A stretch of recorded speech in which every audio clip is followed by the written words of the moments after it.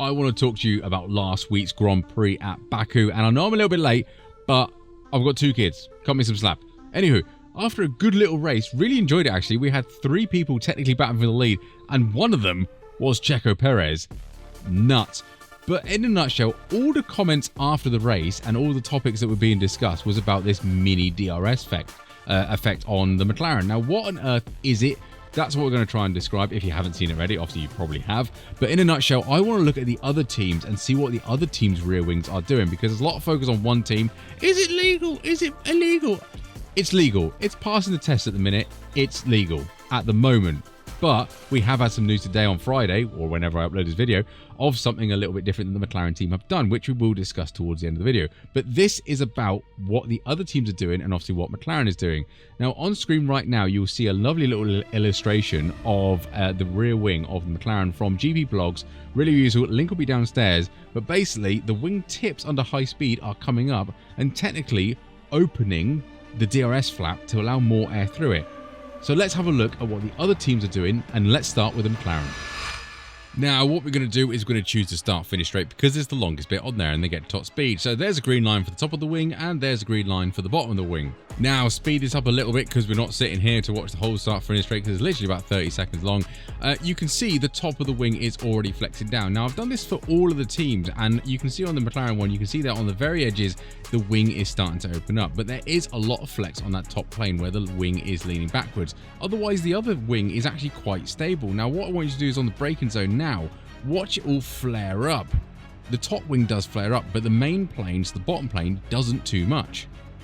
Ferrari's turn now, so let's get a green line on the top and let's get a green line on the bottom, and away we go. Now you can see already how flexible and wobbly that rear wing is looking. Now look at the 2 end plates, or the vertical stabilizers as I like to call them, that are actually supporting the main plane, and the top plane is flexing. But also look at the redness on the bottom plane. It appears to be getting less. We'll have a look at better images later on, but that whole wing seems to be properly pushing down into the ground and into the car, proper laying down, and you can see it all spring back up as we come into the braking zone. Very, very different of how that flexes compared to the McLaren. Red Bull's turn now, and the green line's already there because you know what they're going to do. So down the straight we go, and I want you to keep an eye on how stable this rear wing actually seems. The end plates seem pretty stable, even though we are getting a few little shakes through the corners, which are expected, a few turbulence as we change the direction. The top plane there is flexing downwards, and the bottom plane seems very stable, although as we get into the braking zone, watch the lettering on the rear wing. The lettering gets bigger, and again, we'll look at this a bit more detail and a bit more zoomed in, but you can see right now as you go and brake in, that sort of lettering becomes more apparent, if you will. Now, we are at Charles Leclerc's favourite corner. He absolutely adores it. He really, really enjoys it. So this is where the lowest aero force will be on the wing, and this is just off the start-finish line where possibly the highest amount is. So you can see how much them green lines are exactly the same, by the way. They haven't moved from image to image, and you can see the difference in deflection there. It is, to be fair, it's quite an amount. Now, this is an image split in half, and you can see the actual flex there. Again, the green lines are identical, and you can see that the bottom plane is kind of similar. Again, sorry for pixelation here, and you can see the top plane is really, really laying down. Look at the logos and things like that. Yes, again, shadows are in the way, but we have to deal with the video information we are delivered. Again, same images. This is the slowest point on the circuit, and this is what the wing looks like, whereas this is what it looks like on the straight. You can see the HP section, the upper plane there has definitely flattened out, and also the bottom plane does look more shallow. There seems to be less of a red showing. Again, we've got a terrible shadow there that isn't helping us, but again, same places as what we were in the McLaren, and this is a side-by-side shot. You can see that the bottom plane has probably moved a little bit, so the flap where the DRS would actually open, that looks slightly higher on the left image compared to the right image. So that to me thinks that the whole 2 planes are actually leaning backwards slightly. Red Bull's turn here, and as you can see, same principle again. Interestingly, know how close this Red Bull is to that wall. He's not very far away from it. He almost Charles Leclerc'd it again, but this is the fast bit on the straight, and you can see there is a difference again, but it's not too bad. The top plane is lower, but again, look at the lettering on the side-by-side. The lettering is a lot higher on both wings, top and bottom panel on the left-hand image compared to the right. Now, what I've done here is 3 lines, one on the top plane, one on the DRS sort of flap, and one on the bottom plane, and this will flick from image to image. This is the main straight. Again, these lines are in exactly the same place, and you can see how that McLaren wing is proper folding over. It's doing really well. And of course, the mini DRS effect, you can really see that against two lines. Again, sorry for the pixelation of zooming in, but you can see the DRS flap, the little points of them, if you will, are sticking up. Now, what's that going to cause? It's going to allow more air through the DRS flap. Let's be brutally honest with you. Is that going to make a difference down the straight? Of course it is. You're stalling the rear wing. You're having fast moving air going technically under the top plane of the wing, and that is going to help stall the wing, reduce drag and reduce downforce, and make you go faster in line. Now, what percentage of this will make a difference? Probably slim to none.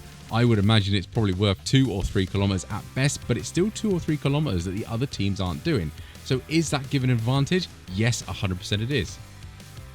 Now, this is the Ferrari wing, castle section on the main straight. I think I've said that more times in the video, but look at the whole wing. The whole wing sort of almost iron out, if you will. Look at the curve of the bottom plane, like now compared to when it is on the straight line. The whole wing sort of actually like arrows out and becomes almost like a, well, not a straight piece of paper, but straighter than it was in there. So they're doing really quite good with this sort of controlling the flex. I don't know if you saw it on the replay coming down the curves, but this was the most shaky wing of all the three coming down the straight. So they definitely have very thin carbon fiber, very light, very flexible. Now again, looking at the Red Bull wing, it does seem a really steep wing compared to the other two. And also look at the change here. The top flat is definitely dropping down. Also, look at the daylight now between the bottom green line and the bottom of the wing. It could be a little bit of shadowing, but that looks to be a tiny little gap, and it's probably only 2 or 3 pixels. But to me, that looks like the bottom of the wing is actually sort of flexing upwards, which will allow more air to go under the wing, and that will help the Red Bull. Again, these are minuscule amounts of airflow that we're talking about now, but at 200 miles an hour, it's going to make a difference in a straight line. The Red Bull has been notorious for having an amazing DRS system, and again, this could be because they do tend to run a higher wing, so when the DRS is open, it can create a bigger effect because of you're losing more drag because of the DRS effect. But this one, it was quite interesting to see that it's the only wing I could spot that actually sort of quote-unquote lifts, if that makes sense, to get more air under the main plane.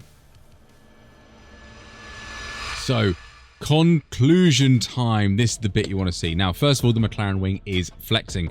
It is causing an advantage because there is air going through the ring instead of up and over it and causing drag. So yes, it is being an advantage. Now, the thing is what Carlos, it's not Carlos Sainz, his teammate, Charles Leclerc, said at the post-race interview. I think maybe McLaren was had a little bit less downforce, so in the straights they were very quick, in the corners we were a bit quicker. He actually said that they were catching, the Ferrari car and him were catching him in the corners, but the McLaren was very fast in a straight line. Now, everyone is jumping on their little bandwagon and really going along about it and saying it's all because of the rear wing. Not technically, because Oscar has a brain, so therefore he would be using most of his battery, discharging it on the straight to make his top end speed. And also, Charles said that they were catching him in the corners, which means the McLaren had a slipperier setup, so a lower downforce setup than the Ferrari did. So the Ferrari was okay down the straight, really good in the corners in comparison, because he was catching in dirty air as well, so he had more downforce through the twisty stuff. But then obviously you can't overtake through the twisty stuff, and that's where the McLaren came in with a straight line speed. Now, having said that, yes, of course, the little flappy bits at the edge will cause a advantage in straight line speed. Maybe 3 kilometers at most. I'm speculating, of course. I don't actually know because we don't have a rear wing to test it. McLaren have to get a non-flexing rear wing and a flexing rear wing. But as you can see from the clips, that all the teams are doing it. And the reason the FIA don't like it, and the reason they're monitoring this on the little tabs all over the wing, is because it can get dangerous. You can have wings starting to fail, and that is something we don't want. We don't want these crashes, and we don't want the wings to fail, because the teams will push it and push it and push it and push it, and that's a dangerous situation when you start playing with things like that. So in a nutshell, the FIA are monitoring it. Now, your opinion on the FIA can vary. Obviously, we'll leave that there. We're not discussing that in this video, but the McLaren wing is passing the FIA tests at the moment. Can change, but it is passing the test, so technically it is legal. Now, this statement came out on Friday and basically says that the McLaren team, under the advice of the FIA, have changed it. Now, Red Bull have said they've been whinging at the FIA for a while to be able to do it, and that's fine. All teams do it. All teams whinge about other teams because they're trying to get an advantage over them. Perfectly fine. However, the FIA do know about this wing. They've seen the TV channels. They have eyeballs. maybe this isn't in the spirit of the rules. That old trademark we've heard before. So basically, they have changed it on the basis of the fact we don't want to cause any issues here. We will change it if it's not in the spirit of the rules. Now, what the FIA need to do is bring in rules in place that stop this dead. Until that happens, the wing is still legal. But obviously, looking at the other wings, all the other wings are doing weird stuff, and they're all doing slightly different, and it all's going to benefit the car. They're all using this little trick of flexi wings, which they kind of can use because you have to have some flex in it, but we need to draw a line between what is good flexi wing and what is bad flexi wing. There is a fine line that we need to wiggle on, and that's the job of the FIA. And, well, we all know what that's like. So good luck to the FIA. I hope you enjoyed this video. Like and subscribe for all that mumbo jumbo YouTube stuff that you want to see. If you want to see more F1 or more topics you want me to explain, I hope I did it well enough in this video. Fingers crossed. But yeah, it's legal at the minute. They've been asked. They've taken the initiative, or have been asked to. We don't know. It just says we're going to change it because they're probably not going to run in a race anyway because they don't have the insane straight lines that they do at Baku and Monza. But yeah, it's legal. They're probably not going to run it for the rest of the season to avoid any issues. Smart move. If the FIA have told them saying, look, you're being a bit cheeky, again, smart moves. But again, this is what happens in F1.